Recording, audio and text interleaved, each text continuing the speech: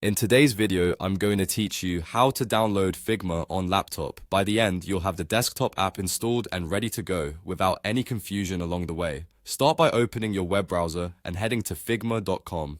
Going directly to the official site ensures you're downloading the latest, safest version of the app. Once the homepage loads, look toward the top navigation bar and find the Products menu. Click that to open the list of Figma offerings. From the Products menu, select Downloads.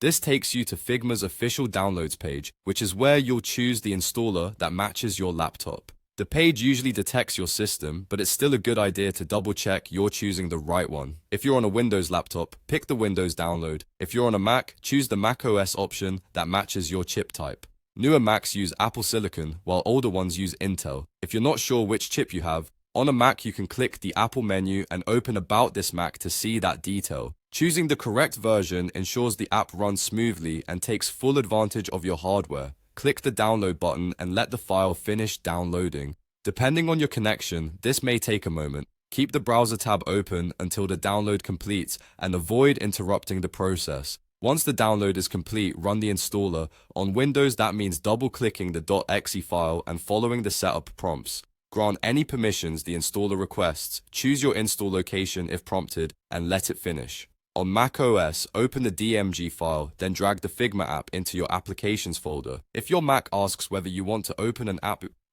from the internet, confirm that you do. It's expected when installing from a downloaded file.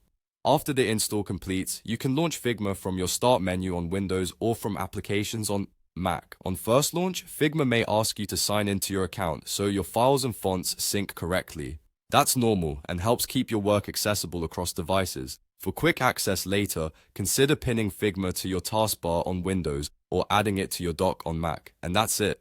You went to figma.com, opened the Products menu, clicked to Downloads, chose the app for your laptop, and ran the installer. You're all set to start designing with the desktop app.